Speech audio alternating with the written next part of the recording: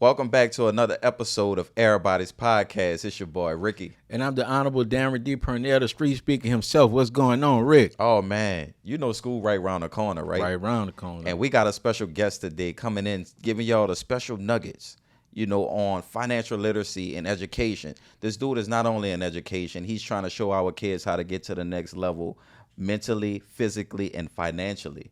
And he's also an entrepreneur. Today's special guest is Pernell, who will be joining us shortly. But for now, I want to know what's going on in the city. Oh, D. man, we got some news. This not city news, Rick. It's news, and this discussion need to be happen because we see it a lot. When kids start their first job, they have a story about a 15-year-old kid. They didn't say the name. She started her first job, so she thinking entrepreneurship. She got her first check. First thing you do, you got to buy supplies for whatever she doing. She want to do lashes and makeup, so she purchased that. The mother put her on live and start to say, oh, look what she did with her first check. Where the bill money at or whatever. Yeah. So what age do you think, it's only a poor people think mindset like that as soon as my child, even though you could have these bills before the child was even born, the child didn't know nothing about Wi-Fi, lights and everything. They was introduced to this stuff. Yeah. So when do you think it is appropriate to start collecting bill money from a child, especially if the child just trying to be an entrepreneur, they just trying to better? Yeah, I feel once the child graduates, if anything, I don't feel like a 15-year-old should be subjected to paying bills around the house. I feel like they should, if anything, inquire more responsibility for themselves. All right, you have a job. If you could get merchandise to build your business, you should also have have enough money to make sure that your appearance is up to par. Right. Certain little stuff personally, but not to take care of the family. So they cell phone bill, hygiene product, you just start letting them purchase that for themselves. If they get enough money, then yeah. Because I remember my first check was I was making $5.15 an hour, and to get to 40 hours, my check probably be $2.10. Yeah. So it was a week, but wasn't mandatory in our house. So and I read some of the comments. Some people in the comments was like, "That's a poor person mindset." Let them get started. Let them get their feet on the ground. That's what I'm saying. I feel like once their feet wet and they know how to manage, help them manage the money. Right, You know what and I'm I saying? see the same thing too. But not when they get their first check. Because I started working when I was 13 years old. You know what I'm saying? Right. But as I got older, I could say about a year within my job, because I forged my papers, to say that I was older so I could start working. Because I grew up in a household, with 5 other brothers besides myself and my mom. She was the sole provider. You get what I'm saying? Right. And I just needed to find a way to make sure that I could support, either myself or try to help my brothers, but it wasn't to support her. Right. So as, time passed, within a year, I was like, okay, now I get the swing of this. Right. And I had just adopted one of my brothers and started, kind of just making sure that they personal hygienes, their clothing and all that stuff was up to par. Right. But it wasn't required, but it's just something that I did by having this mature mind. You know what I'm saying? I think that circumstances and situation plays a part into what's going on in your household, in your situation. Oftentimes that's why they say a poor mindset. But if you got 2 stable parents, I think for me, set up some goals and some responsibility. Mm-hmm. And now if your child is hitting those marks, then it's easier for. Now, if they start missing a mark, now you put the bills on. Yeah. But if you say, well, I want you to save this amount, and I want you to do this, I want you to do that, and they're hitting their marks, just let them keep on going. Yeah, I totally agree. I totally agree with that. And what else we got going on in news? You'll hear me say this, Rick. I say this all the time. When you dig one ditch, you better dig another one. Sometimes when you swing low, some people can go lower than you, and some people do it. Some people go to hell. Yeah, some people go to hell. So they have a young lady in Ohio named Till. Till went to go fill out a call, do everything that she needed to get the call. She had to call 30 days. Mm-hmm.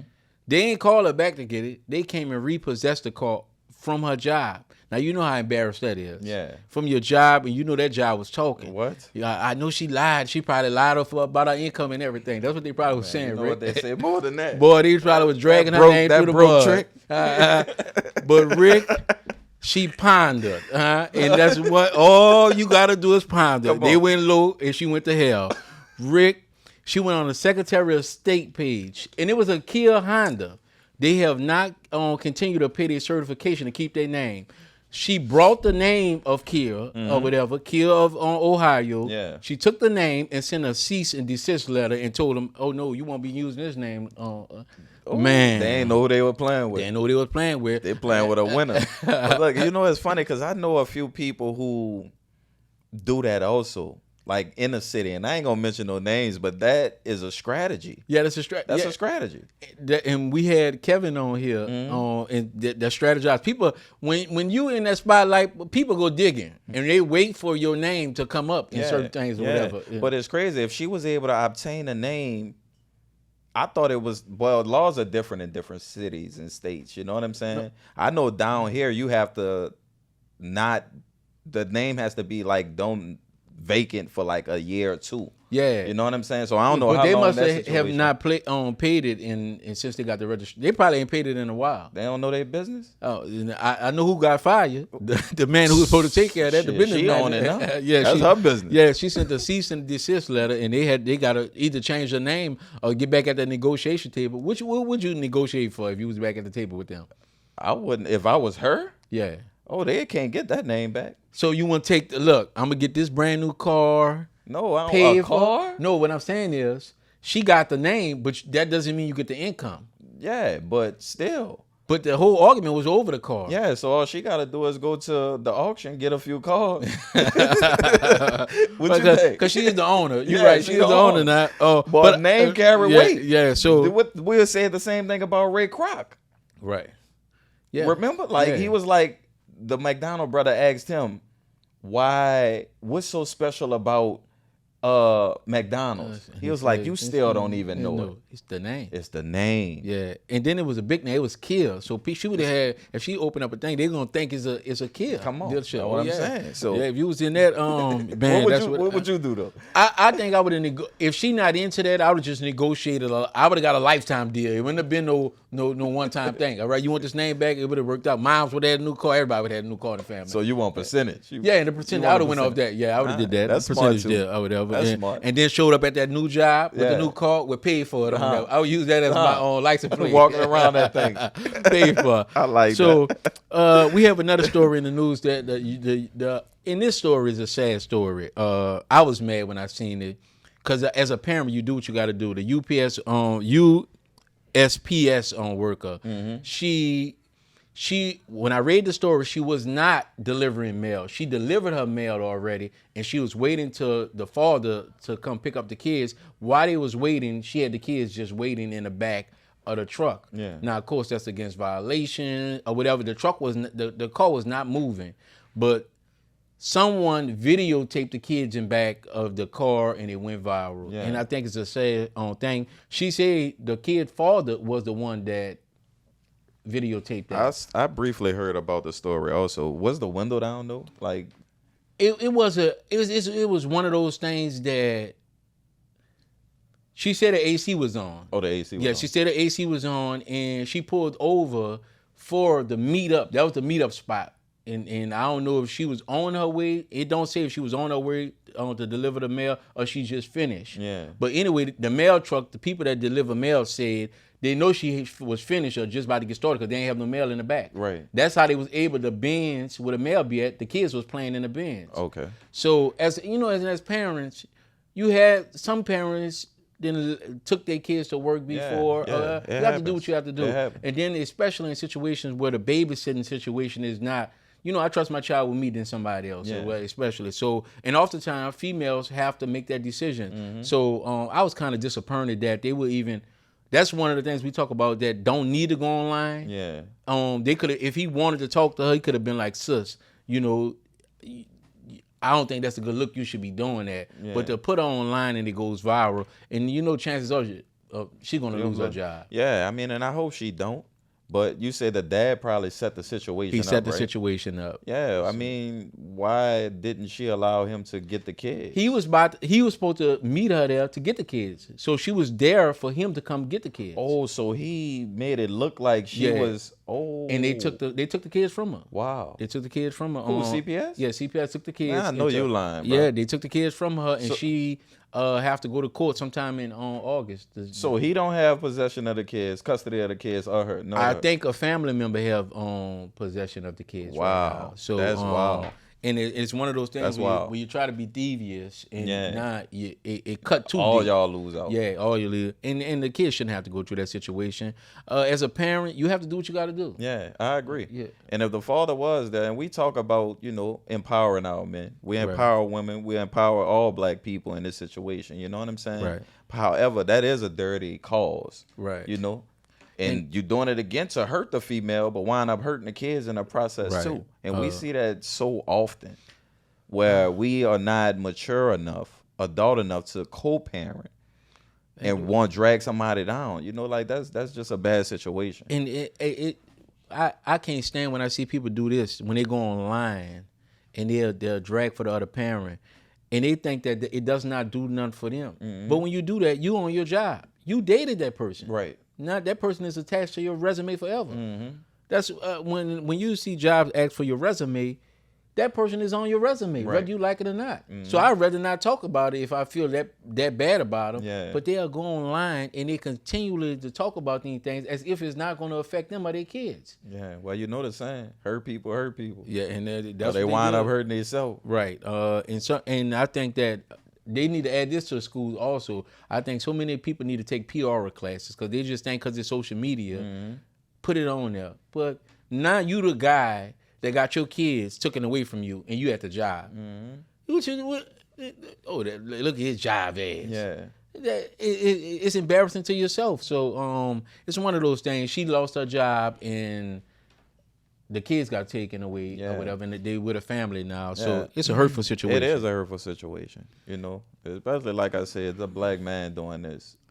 We should have more strength and control in situations like this, even though we get pushed to the limits. Oh, to the limits. We get pushed to the limits. But women are more emotional. Men should be more logical. Right. What result did he think was going to come from that? I don't have no idea, but I know you should have known that was going. It wasn't going to end well. It was going to end well, so you know that. All right.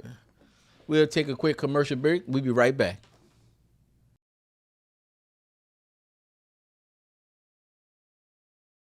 All right, welcome back.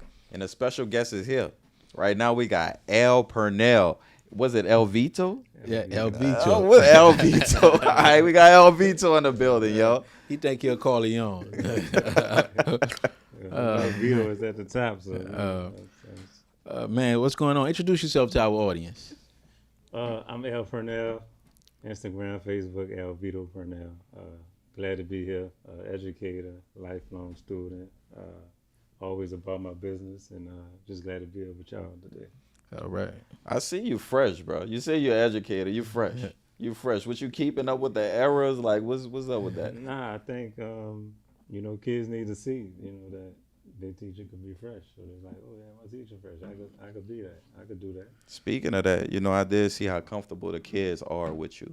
And before we dive into some of the your greatest accomplishments, as being a teacher, I want to get to know about how do you get these kids to be comfortable with you?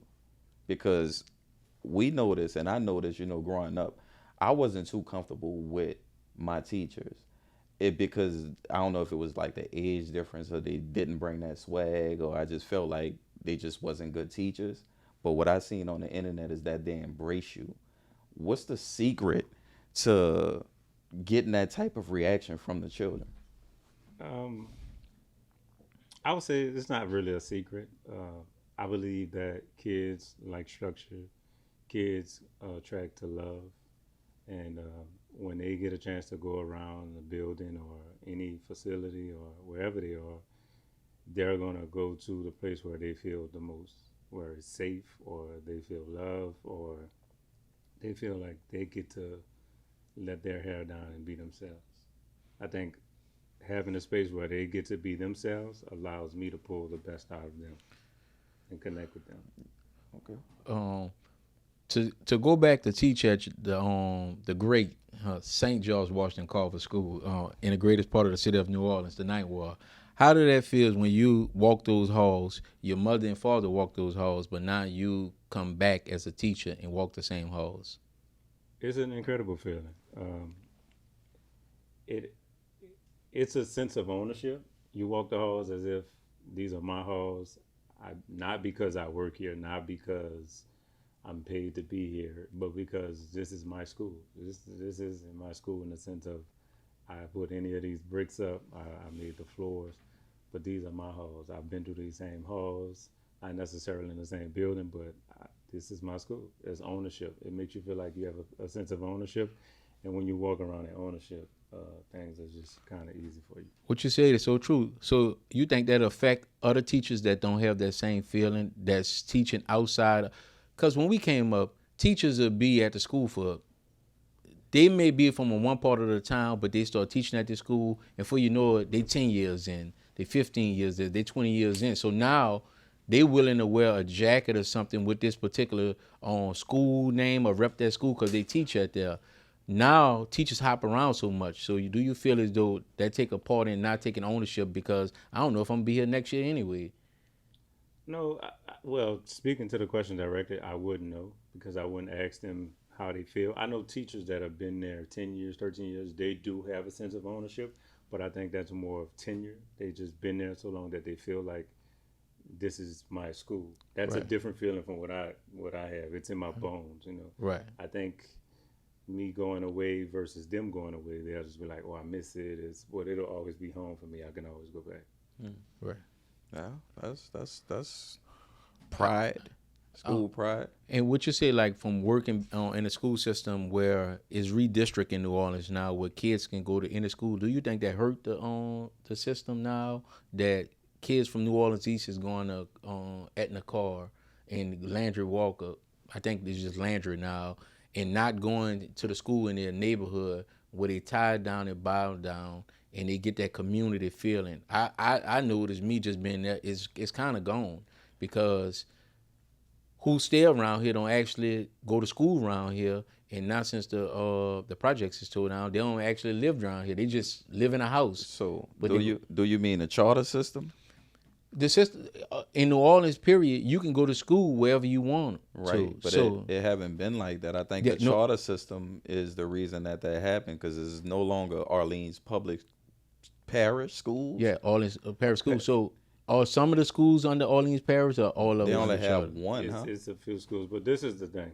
So we have to understand we live in a society of think about this. We have a lot more mobility. When we think about older people, like I liken this to sports, right? Older people wanted you to stay with the same team for your whole career, no matter if it was a benefit to you or not. They called that the thing to be loyal to.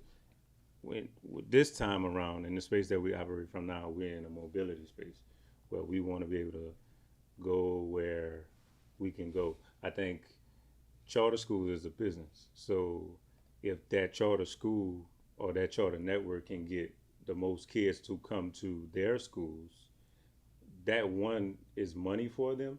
But if the kids produce results, then other kids are going to want to come. So it's not just in the beginning. It can be about money, but if the kids produce, it leads to doors opening where other kids say, "Man, they're doing really great things over there. I want to go there." But is that academically or is that like just with sports? Well, my school in particular, we won a couple basketball championships. We won runner up once, but football, we don't have any championships in football in my tenure. So I would say we have the best band in the city. And as far as leap scores, the leap scores just came out. We're tops in the city for open enrollment schools. So if you're looking to say, I want to get my child into a space where my kid can grow, or I know my child will be able to have the room to pass certain tests to get out of school and do other things, then they're looking at, well, I might live on the West Bank, but I want to send my kid to Carver Yeah. if that works for me. So I mean, just being a teacher too, and I don't want to be shady, right? Oh, now go ahead. Nah, go Because ahead. I have children growing up in school right now in grade school, and a daughter who just graduated high school. They have advocates, organizations advocating for the public school system to come back, Orleans Parish school system to come back. And a reason being is because, like you mentioned, the charter school is about money, right? Right. I just want to, Yeah. right. And I also heard, and I just correct me if I'm wrong, that the teachers or the charter school structure has the capabilities of altering school grades. The teacher? Either the teacher or the charter network, that No. specific network, because in order to make it look like the academics is actually going up, like our kids are reading at a certain level, they have to kind of spike these numbers in order to turn these reviews and stuff into, the people who's over them. I've heard things like that. I can speak from my experience. I know when I give a grade, that's the grade you're getting. Um, but as far as tests, like it's called a map test with your reading score, that's kind of like out of your hands. Like the kids will take the test, the results are the results. It's nothing that once that goes into the computer, there's nothing that the teacher could do to like modify those grades or change those grades when it comes to the kids. So I don't know about that part of it. I know, I would say, and also too to speak on like the verbiage that you use when you're talking about the charter system. Like you talking about the network. The network itself is a nonprofit organization. Right. So but their end goal is to make their network seem like it's the best network there is, and they do that through funding by adding all of these services into the schools. There's an abundance of services in the schools that help. When you talk about a school like mine, we take kids, open enrollment, we take kids from anywhere in the city and on any reading level. And our goal is to grow them to their reading level or above their reading level by the time they leave. And I've seen that happen over my years in the school. So that's one thing that I can say is good about it. But as far as changing grades, I know me personally, I've never changed the kids' grades. Um, I would say in situations like this, if a kid has an 84 and they're busting their ass to try to get to 85, I'll give them an 85. Yeah. But I'm not giving a kid that has a 70 or 80 to make Yeah. them feel like they're doing something. Well, that's honest, and I respect you. And I'm not speaking to you. I just want to know what it's like and what experience do you have as it pertains to some of these subjects, because I feel like the charter system that my kids are in, and they go to a grade B school, Alice Hart. Okay. However, I feel like now it's more about curriculum. It's not academics. It's about the sports. So we got the best sports team or whatever over here. That's why kids are navigating to these schools, and it's not about them actually having the academic success to go with it. And that's a problem, because back in the day, even to be on a football team, you had to be an AB student in order to play sports. Not you going too high for sports. Not AB, Well, C. well, you can't be lower than a Yeah, C. yeah, You get what I'm saying? You couldn't be lower than a C. But Yeah. now you got failing kids who can't even come home and do their homework, but could blow the horn like fucking. I would say this in my time going to school, what I have noticed, and as I sit back, I remember a friend of mine. I was like, man, come, we gonna meet up on Saturday, and he was like, I got something I got to work on. I'm like, what you got to do? He was like, I got this brick mason job I got to go do, because Carver had brick masons. This is pre-Katrina. Mm-hmm. So what I realized, the best teachers actually do what they teach. I think the reason why we can't get scientists coming out of the black school, because the teacher that's teaching science is not a scientist. Mm-hmm.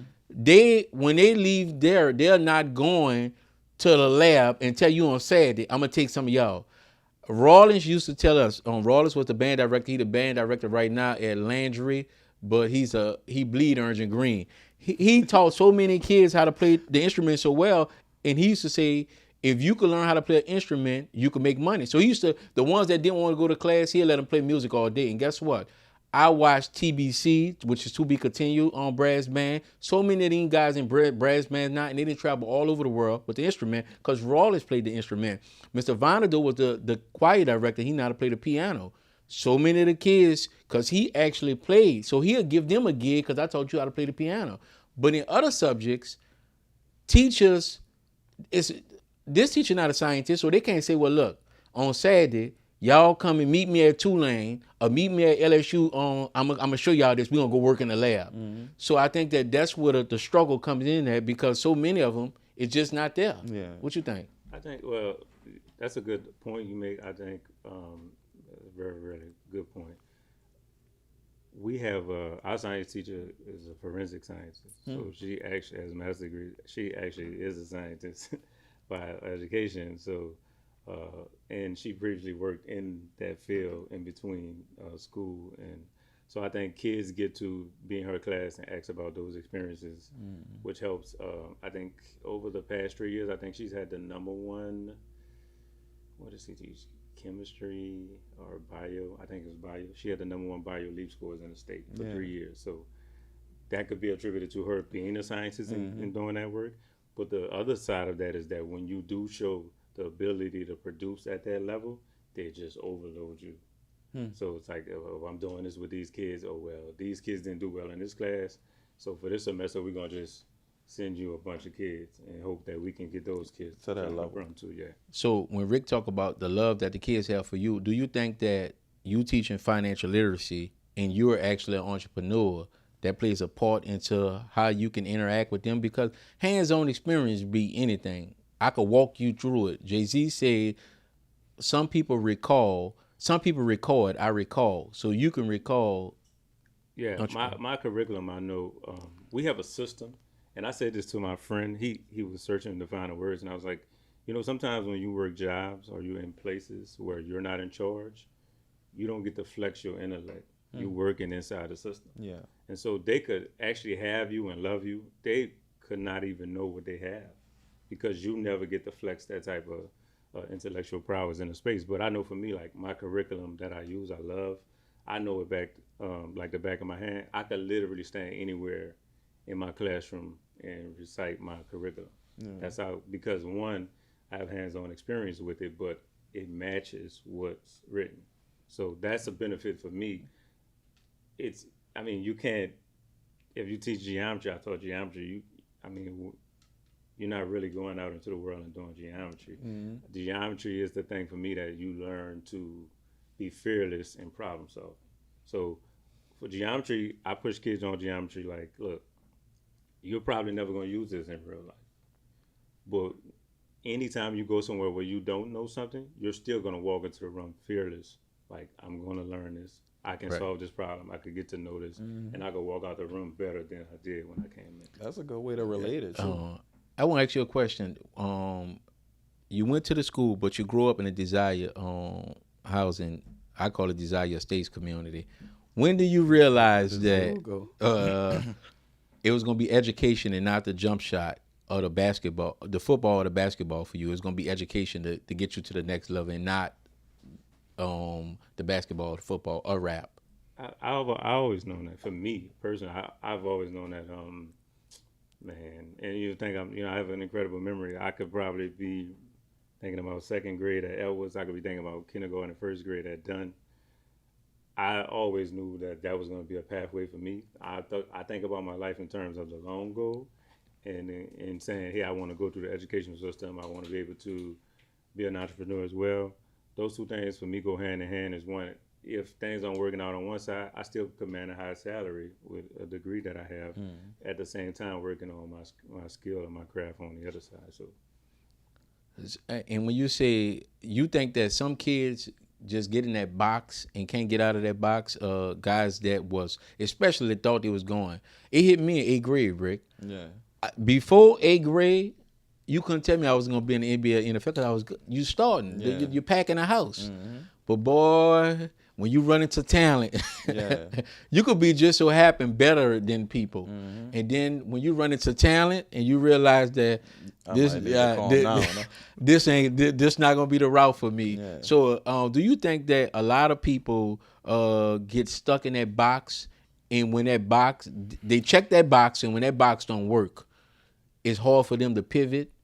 I do believe people get stuck in that box, and I think that's a form of still not looking at the longer view, because you're looking at, well, I go to high school, I go to a year or two in college, and well, you're looking at my life in terms of long term. I have to work on this thing. I have to build my skill set to be mobile. I have to be able to go to Utah with this skill set. I have to be able to go to Idaho with this skill set, Iowa, as well as the popular cities. So when you're looking at a skill that they can't take from you, that's going to pay you or command high salary, that has to be something that's intangible. Like, if you 35 and still got the sweetest jump shot that we never seen, the NBA, nobody's knocking on your door like, hey, I need you to come knock down a couple of trees for me. Like, nah, we good already. We got who we want. Mm-hmm. So I think I tell this to kids boldly, like, whatever it is that you're working on, education is the other component of that. Yeah. You have to have education on the other side of it, because you can be in a wheelchair. This could have been a dream. You could be in a wheelchair. With education, you still would command a high salary. Now I'm gonna ask you this question before we take a quick commercial break.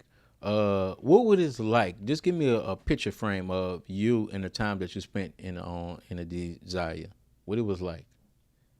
Oh, it was joy. It was wonderful. Like, you looking at, you're in a space where a lot is going on. A lot of people are going through the things that they're going through, whether it's crime, whether it's drugs. But a lot of great things come out of there. A lot of love come out of there. A lot of support comes from there. So with those things going on around you, you got a lot of parents or fake uncles, or not fake, extra uncles, extra aunties saying, and they know like you, what kind of kid you are. Mm-hmm. Like, oh, you're not doing that. Yeah. Or you go home, I'm gonna call your mom. But that was some of the things that you got naturally.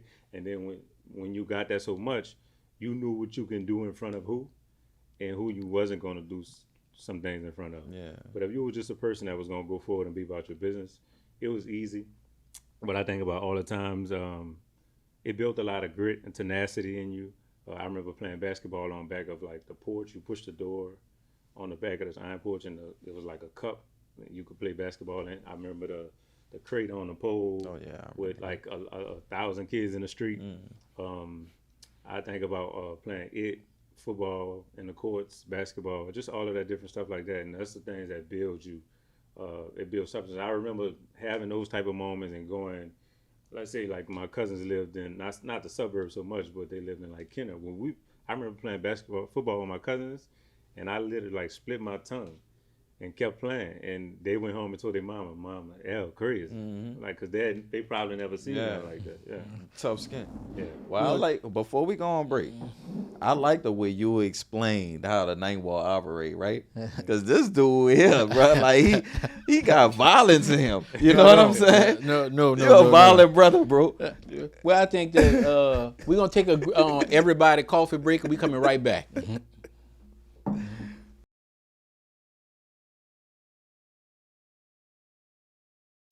All right, welcome back, y'all. We still in the segment, and like I was asking D, like, why is he so violent as it pertains the ninth wall? You know, every time he come on, he is about the nine, but he don't have too much to say like L said. You know, I appreciate what L said about the Lord nine. I mean, see, here we go again about the desire. Up again. I was checking y'all. Well, you know what I'm saying? I'll say this. There's a mixture of everything in there. Like, yeah. And it's like a sleeper thing. Like, I know in my soul, people have seen me walk down the street and be like, oh, that's the easy win. And you'll get laid out in the street. That is. So it's kind of like growing up in those type of environments just equip you with everything. Yeah. You're equipped with all kinds of experience, all kind of situational awareness. You're able to protect your family. Like, if you been in situations where you're able to recognize certain things and being able to be proactive and protect your family, your loved ones, your kids, whatever. But it's a good thing. Yeah, and I agree. You know, even being from the St. Bernard Housing Development, you know. My second favorite. Yeah. Well, they the Savages or whatever. That's the boy. We actually spent a lot of time in the St. Bernard. Really? My godmother sister stayed in there. We spent so much time. My auntie was name was Auntie Gill, and what her son's name was Brian and Ravel. Yeah, Val and Ryan. Yeah, so we spent a lot of time. They stayed in the driveway on the back side of that big old St. Bernard sign. That big old sign that they got that says St. Bernard. Yeah, I mean, I don't know. Yeah, it's a sign that says St. Bernard, but if you come out their back door, that's what's... Okay, Yeah. all right. So, So- y'all 79ers. No. That's So, and I would say that in you, I always had something to, and I tell people this all the time. When I started getting into sports and picking things, I always went opposite from whoever your rival was. You was a Cowboy, you're a big Cowboy fan. I'm a 49er fan. You went with Duke. I picked North Carolina. I picked those things because you picked well. So what made you become? They got people die hard black and gold, and they still get on us to this day about you being a Cowboy fan. How did you get to skip over the New Orleans Saints, whatever y'all want to call yourself, and get all the way to Dallas? So to bring back something you asked about, like the project and sports, and you brought up the thing about knowing like which avenue to take. See, I looked at it like this too. I may not be able to be the guy that's in the NBA, but I can damn sure be a sportscaster. I could be a sports writer. I look at it like that because you could still have a career in something doing something that you love. Yeah. So if you think about it like that, it gives you other avenues to take that look in. But for you, you remember this? You probably, I don't know if you're gonna remember this, but remember that game we went to? My dad took us to this game. The Saints played the Cowboys. This was probably the first game we ever went to, and it's a true story. I didn't like black. So I asked my dad, I was like, who that team with the white on? And he was like, oh, that's the Cowboys. I was like, oh, that's my team. Yeah. So my mom is a big, huge football fan. So my mama had a rule. Once you pick your team, that's it. You can't come in here saying nothing else. That's it. So it was in 89. Yeah. I picked, and matter of fact, the Saints beat the sleeves off the Cowboys this game. But because I didn't like black, I picked the team with the white that had white in their uniform. So I picked the Cowboys, went home and told my mom, I'm a Cowboy. She said, are you sure? I was like, yeah. Next thing you know, my whole run was plastered in Cowboys. Yeah. We had this, and his side was 49ers. So he come, my brother liked the Chiefs, I liked the Cowboys, and then he come the next year with the 49ers. So this was at a time where the 49ers had just stopped winning, the Cowboys wasn't winning, and I'm coming into watching these people every year getting their ass kicked until a couple of years later, where it's Super Bowls, Yeah. NFC Championship game with them, and then Super Bowl. That was some good times, boy. Yeah. So it was a time in my house where you could come to my mom cooked every Sunday. So sometimes I had cousins from the neighborhood come eat with us, and my mom had this screen TV. And this was when you got more games. So you got CBS played the 12 o'clock game, the 3 o'clock game. Fox played 12 o'clock game, 3 o'clock game. And then whoever got the night game was whatever. But now it alternates. If CBS got the 12 o'clock game, then Fox. So at that time, you got 5 games a day. And we had this picture-in-picture TV. Remember that? Yeah. It was like I think we mistakenly fell into this. And one day we was watching, my cousin left New Orleans and went to Denver and Kansas City and ended up being a Denver Broncos fan. Yeah. So we would have it was my brother was Kansas City and Denver. That was AFC. That was CBS. And me and him was 49ers, Cowboys. NFC. Yeah. Yeah, NFC, that was on Fox. NFC was on Fox, AFC was on CBS. So we found a way to put both the games on, which for some reason, us being the youngest, we had our game on the big screen and had theirs on the little one in the corner. It was just crazy, right? Yeah, but... And this is back then when the big streams had the ass on the back. I'm talking about yeah, like yeah, the big yeah, ass on yeah, the back. yeah, Yeah. I know. And we was one of the only people in the project that had a TV as big as we did. So it was No, that we know of. We don't say the only. Just that you know of. that big, yeah. I was in everybody's house. Come on, man. You know me. I ran. I don't know. So outside of growing up, I would say that I sent you the video. I didn't send it to Rick, but Shannon Sharp just went into the Super Bowl to the Hall of Fame. Sterling Sharp just went in. When Shannon went in, he said he's in, and he kind of felt salty because Sterling should have been in, especially if they let TD in. He said, I'm the second best person in my family. When I run it, and then now Sterling got up there, and Sterling said, you got to come get this jacket. He always showed homage, and he said something that was very important. He was playing for one audience. He was playing for one person, his brother, to see better or whatever. That's what he was playing for. And I always feel as though like I had that. I always had somebody, when people see me, they be so amazed by me, and I tell them I still so much. I credit you. I have another brother named Romel that was so great, and I feel as though I have our favorite cousin Delton and our brother Toby. I'm the youngest. I steal from them, and then when I come around my age bracket, they be so impressed, and I be like, yeah, that ain't me. But that's what it's like to have big brothers that take the blunt, and me and him was the closest, of course. We 15 months apart. But in the greatest compliment that I ever got from both of my older brother, he said, during Hurricane Katrina, my brother Romel said, D, I knew you was going to be all right. I called him. He said, man, I wasn't worrying about you. I was worrying about mom and them. I knew somewhere, somehow, you was going to be all right. But he also, you give that analogy about why you run so fast. Tell the people that you always tell it better than I tell it. Yeah, when it comes to doing things that I like to do, and I always say it could be things that you're good at, it could be things you're great at, right? If things isn't that important to me, it don't matter. But the things that I'm good at or great at, you damn sure not gonna beat me. But part of that is my oldest brother and I are 14 months apart, and my youngest brother and I are 15 months apart.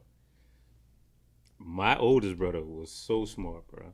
This dude was so, and I'm talking about like he was almost unfair, naturally smart. Like he had was to pick up a smart. book. Like I'm not picking up the book. I'm gonna go in here and get an A on this test, and I was the damn why I ain't outside playing football because I had to get in it to get the grade at this time. So, but I also made me realize that I could be running fast chasing him, but I had to run faster because he was coming behind me. So I was thinking about it like I would, no matter what I achieved, no matter what I accomplished, there was no time to rest because somebody was on my ankle. And I'm running behind somebody that was extremely. My mom, I remember I've seen my mom done this. This guy got all A's, came home. My mom was like, yeah, you get whatever you want when you got A's. And man, she laid this dude out, man. I remember and I'm sitting there with my C's like, man, in my head, bro, I knew I could do it. But I was like, man, he just did it so effortlessly. I was just like, man, he had to miss football game. He didn't have to do nothing. Then he was good at all the sports. He was like, just natural. He was. And so I was like, man, you know what? I might don't be the next. Remember this guy before Randy Moss was Herman Moe. Herman Moe used to do the thing, jump over. I was like, I might not be the next Herman Moe, but I damn sure could be one of them guys on TV with a suit talking about sports.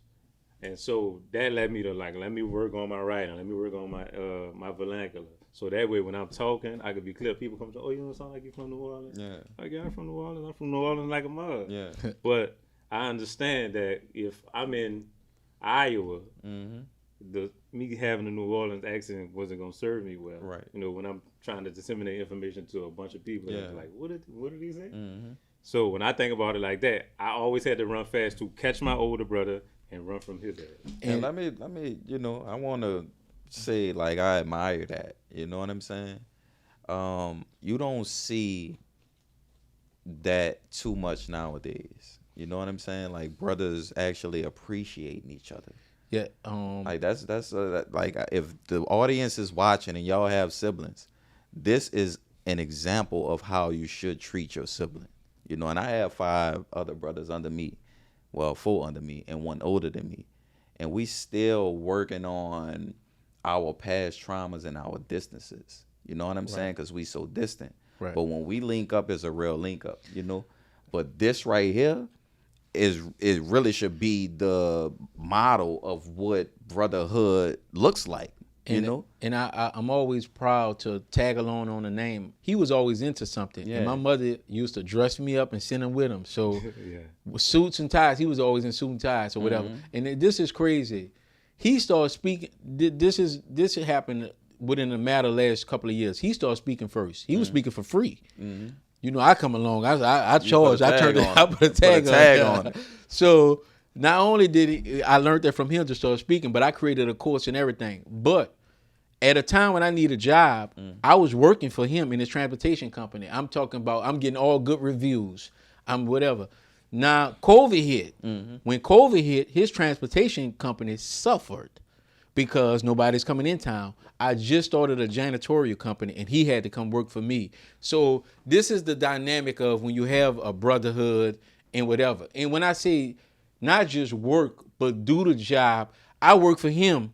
It been days that he'll have a collar shirt on. I come suit and tie, suit and the booty. Oh, I come in there like the owner or whatever, and I carried his business as if it was mine. And that's when you have siblings. That's how it's supposed to be when you step up. You couldn't tell with the difference between me and him, but I was always representing him well, and he always gave me that platform where I could just step on there and just be myself and be him. Yeah. And like when he said chasing, I have my book signing, all my aunties happy. Oh, my nephew wrote a book. 15 days later, he graduated from school as a cum laude, whatever. Ooh, one of them big ones, huh? So, like when he said you're chasing, now I go from getting all the glory to now in 15 days, now everybody on his tail. And I'm like, man, so, and it always be like that. Now I get a proclamation. Next thing you know, he get a proclamation from teaching at the school, and they voted him in a nation. What number you was? What's that number 3? I ended America's Favorite Teacher's top 3. In the nation. In the nation. That was an incredible experience. But I think like all of the taking and all the things you say. When I think about Shannon Sharp and Sterling Sharp all the time as it relates to me and my brother, it's kind of like you say the link up, like. Me and him could be apart, and it's just like I know when I see like these shows, just silly stuff like American Gladiators. You and your brother gotta go and do an obstacle course against. I be like, oh man, they're gonna kill that. I'm like, and I'm pointing to you, so I be like, dude, I still feel like today, like it's things that I know if it's me and my brother together, you're not gonna be there. So I feel like that about a lot of things, but when I think about like. He and I could be apart. I could be somewhere working on something. He could be somewhere working on something. And I think about, I know he's doing something productive. I know he's doing something positive. News drop. And it's funny he said that about, he got a proclamation. I was like, yeah. I said, damn, that's big. And then I didn't know that they was going to. Brewing for you. So, yeah, I didn't know. So I'm sitting there, I'm like, it was like 2 days. You know, so this is another part. I forgot. I'm missing a part. So it's about who you have in your corner. I get this email from the news, and we was like, man, they're not picking this up. The network not picking this up. Charter network, the school's not picking this up. And it was like, I get this email. My lady sent out these emails to these news people at the time. This was my lady. You know, this guy at the school, blah, blah, blah, blah, he doing this America's Favorite Teacher thing. Yeah. And I mean, like every week I'm winning, I'm climbing. I'm like, it was a little bit exhausting, right? So the guy called and he said, you know, somebody reached out to me. My wife reached out to me. You was America's Favorite Teacher, and you in the running. I'm like, yeah. And I'm like, you could do it tomorrow because the voting is like in a couple of days. Mm-hmm. And he's like, no, I could do it. It was like a couple of days after, so I made it through that round, and then they had like a break. And coming out that break, by the time the story aired, I was out. Yeah. But the story had aired, and it was like everybody was like in New Orleans was calling me. They wanted to support, and then like the setup for how the news publications get it, like it's on Yahoo now and it's on this one. I just kept getting these alerts, like damn, this stuff. It was so. Had I been like a couple of days before, I'm absolutely certain, bro, I would have won. Number one. I would have won. Yeah. Once the whole New Orleans got behind me, because I just got on Facebook one day and was like, y'all run me up. Nope, that was the caption. Yeah. Y'all run me up. Man. Yeah. Shout out to Charts. Because I was like averaging like 5th. And then when I got on Facebook, they just shot. That's why I said I have a difference between Facebook and Instagram. For me, Facebook is family. Instagram, I just play on Instagram. Yeah. I try to sell something. Right. But Facebook is family. Yeah. That's people like, I'll go on Facebook, put something on there, if I'm selling something, they're going to sell me out. If they need to vote for me, they're going to vote me up.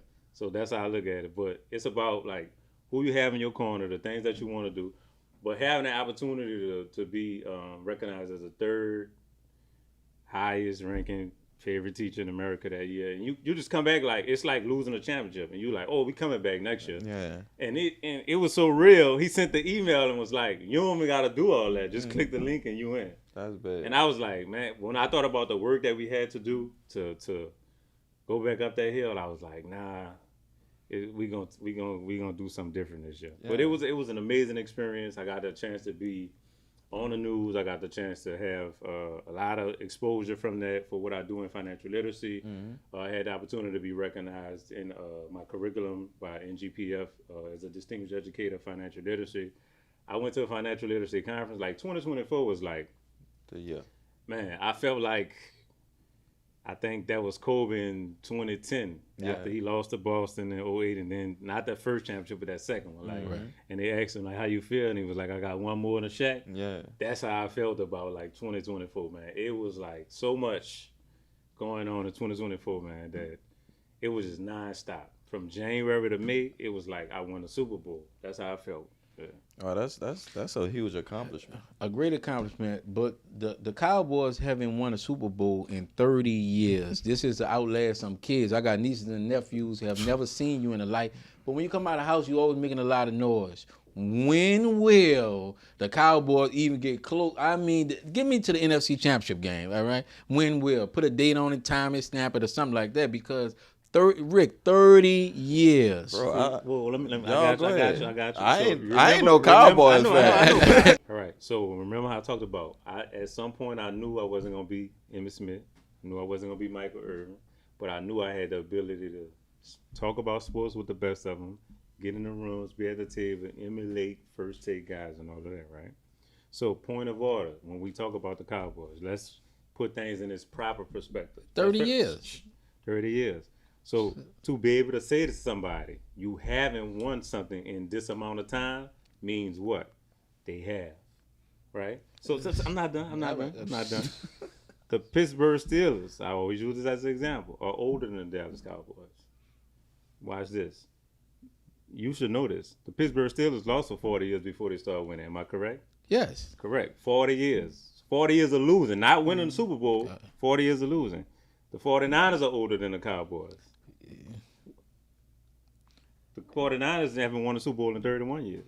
We've been in the Super Bowl 3 times.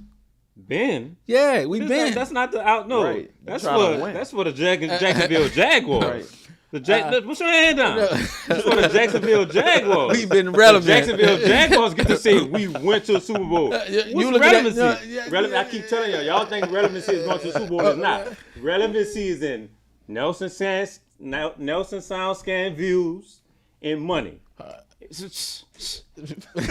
Over the last 30 years, we have more views than all y'all. We have more headlines than all y'all, and we made more money than all y'all. They're America's Don't tell favorite me team. who you are. Tell me what you watching, what you listening to, and what you spending your money on. And it's been Dallas. I got one more. I'm not finished. Go ahead. I'm so good at football analysis. You show me your team, and I can tell you where you're gonna be at. Tell me where you gonna be at. You haven't fixed that yet. You telling? We ain't on me yet. We ain't on me. We started on you. I told the Pats what they was gonna do. I told the Pats in a couple of years you're not gonna be talked about. Do we talk about it? Oh man. So my point is saying before you can tell Dallas hasn't won, mean we won. And I tell you this. From the merge of the NFL was in what? 19 what? With 19 what? 69, 70. See, yeah. We won a Super Bowl in 71. All right. So let's do this. It's 2025. We don't have a gap. We don't have the biggest Super Bowl drought gap. Let's start there. Because the Eagles is older than the Cowboys. Right. Matter of fact, the Eagles, it took them 83 years to win one Super Bowl. Right. So that's a big. It took the Saints 44 years to win a Super Bowl. But so that's a bigger gap. That's a bigger gap than Dallas. So before you could bring up Dallas, but see, know why you gonna bring up Dallas? I'm not gonna say that before. I'm not gonna say that before. Before you bring up Dallas, but you know why you gonna bring up Dallas? Because what else would there be to talk about? EraBody's Sports right now. All right, we just watched from EraBody podcast to EraBody's Sports. I'm telling you right now, the Cowboys have failed tremendously in the last couple of years. The owner is the only owner that's a general manager of their football team. The rest of them, it's bad. Every year y'all hop up, y'all say y'all American team, but if you're America, you haven't been producing nothing from it, baby. Huh? Even in the playoffs, anything, you're not producing. Y'all beat us the last 2 times in the playoffs, right? Beat the brakes off y'all. Wait, It didn't stand a stop. chance. We did y'all a favor. So I don't need a favor. I'm gonna tell you why we did y'all a favor. How many more years are you older than me?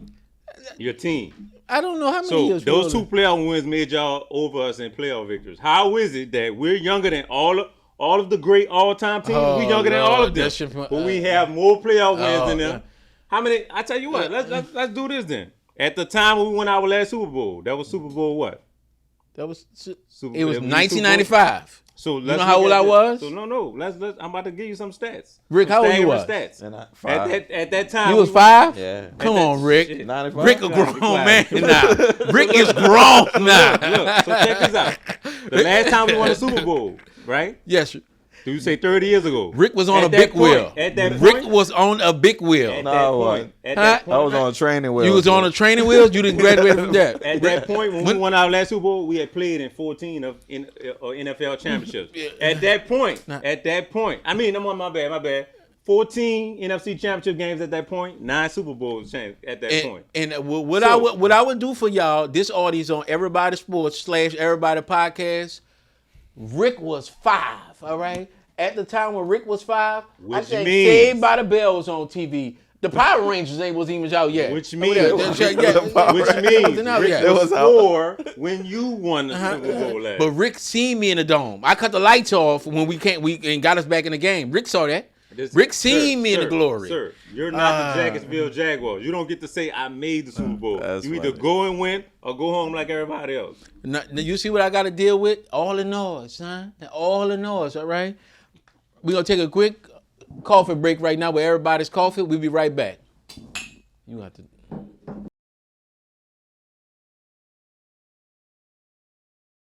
Welcome back to Everybody Podcast / Everybody Sports Podcast. This man coming here with the... but we have a game that we play, and all our contestants, we hope they win. Is Do You Remember? Do you remember? We take you down memory lane on some things that you should know, and we hope you get these right. Do you accept the rules? I accept the rules. All right. Do you remember?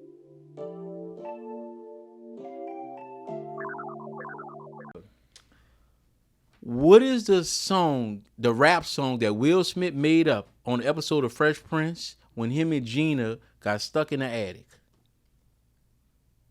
I'm stuck in the Basement, basement, sitting on the tricycle. tricycle. Girl getting on my nerves. I'm going out of my mind. Going out of my mind. Because I thought she was fine. Don't know if her body's hers. hurt. Fresh Prince. Wait, how you gonna chime in with the guy?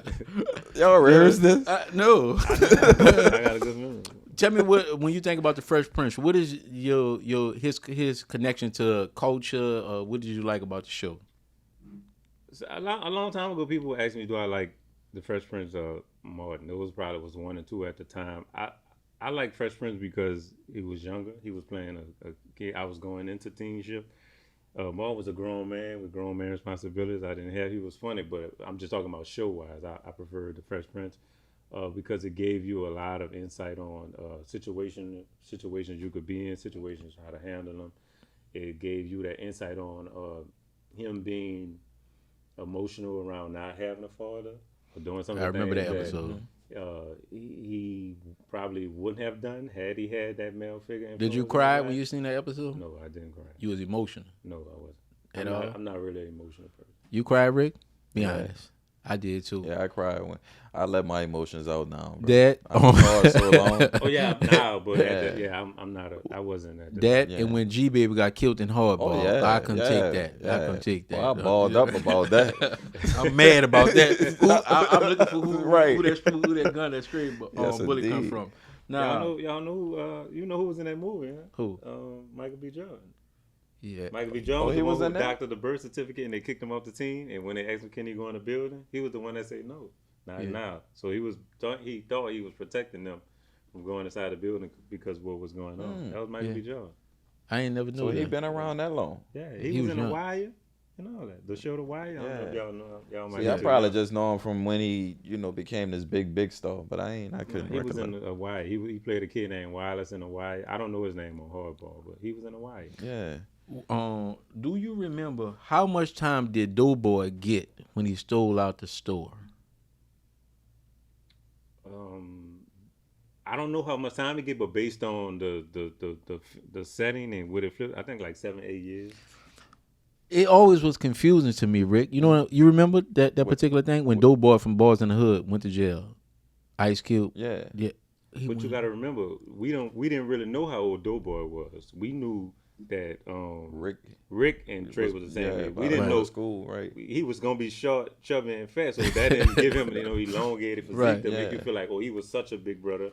We didn't know how old he was. I actually think, and it's just me when I read up on it. I actually think that Doughboy. This not the first time Doughboy that went to jail. He went to jail. He got out for that small thing, but he went to jail some more Yeah. because when they showed it on the movie, they showed Doughboy as a kid, and then they showed Doughboy again as a grown man Yeah. getting out of jail, and his mother said on death. So they didn't actually have a actually time when Doughboy got out of what he went to jail for. It's still up for debate. Yeah, because somebody did say you're gonna stay out this time. which Yeah, he they did did. He went to multiple multiple times, so that's the answer or whatever. And this last one, our brother Martin from the Martin Show went into him and Gina's savings account to buy a pair of Jordans. What number of those Jordans was? Um, You remember that? I don't. wait, Right. I think I got it. Was it 10? Yeah. They got the episode where Martin and Gina put together a savings account, and I think both of them actually spent out of the savings account. Martin went and brought a brand new jogging suit and a pair of Jordan shoes, and Gina just so happened got a boot on her car, and she had to pay for the boot. So they went and both of them went in the savings account. And on the episode, the reason why Gina got a boot on her car, because actually Martin was illegal parking her car. And Martin said, when I get a ticket, I just rip it up. and he calculated so many Came back tickets to on buy her it. car. Yeah, but it was her car. So he came back and got him or whatever, but that was Chance. Tell us something about Martin. What you remember about Martin? Good episode. I think like just a overall cultural space that he was in. Like a lot of times when you have these big moments and stuff, it's about the timing. So that timing when he came in as a comedian with a show, having a lot of, just like Will with the kid stuff, he had a lot of situations where he was a single black man on his own in his own place with a job. He had a girlfriend. He had friends. He had times where he hung out with his friends. He had times when he hung out with the group as a group. And he had times when he hung out with his lady. Just giving you situational awareness with a little humor.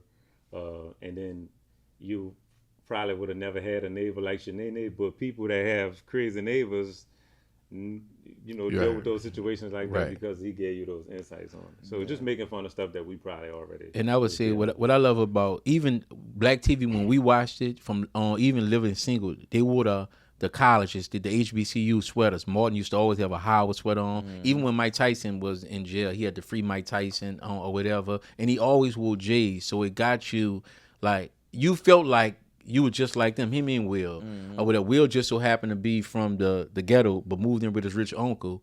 And he reminded Uncle Phil so much of where he from. That's why I think he got away with a lot more than Colton, because Uncle Phil come from the gutter too. Yeah. So and I think he came from the farm, if I'm not mistaken. Uncle Phil he grew up. He went from the farm to the ghetto to the suburbs. So that's what I liked about those shows back then versus on now. So Yeah. you got anything else? Man, we love you. Tell everybody where they can find you at, how they can get in contact with you, and let them know about yourself and what they should take from this, going into the school I'm year. Vito Pernell. That's on Instagram and Facebook. The thing I leave kids with all the time, because my work is really about kids, is always look forward, always look to having dual goals, especially centered around education, what you could do. Financial literacy and education, in my opinion, is the pathway to unlimited life of success or freedom, as a lot of people want. But my message is always tell kids, always look forward.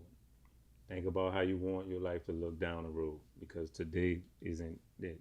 And when it comes to advice, make sure you have good advice from good advisors.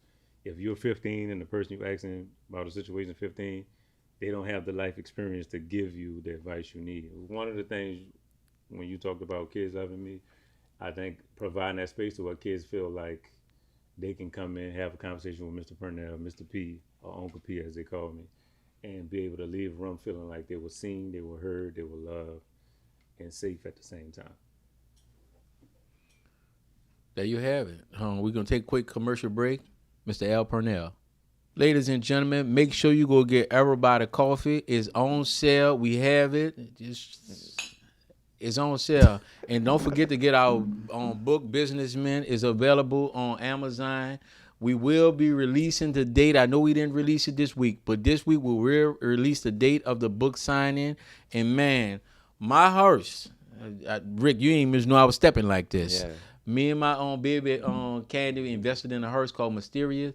It actually came in first race yesterday. It came in 7th place. Man, that was amazing, Rick, man. Yeah, that's not bad, but I told you it need to come in 1, brother. I'm trying. We gonna be in the Kentucky Derby. I'm trying. We gonna get there. All right. That's trying to put a parlay in on that horse, bro. You know what? I was even thinking about that yesterday. I don't think owners can bet, but we are working on that. Send it to me. All right, I'm gonna send it to Rick, and I don't want him to say inside trading.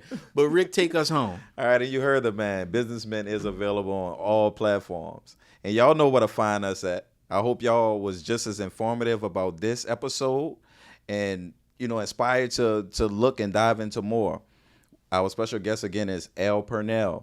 You can find his man at, again, tell these people where you find you. Elvito Pernell. Elvito Pernell. And we EraBody's podcast on all social media platforms. That's EraBody's podcast. And we out. Peace.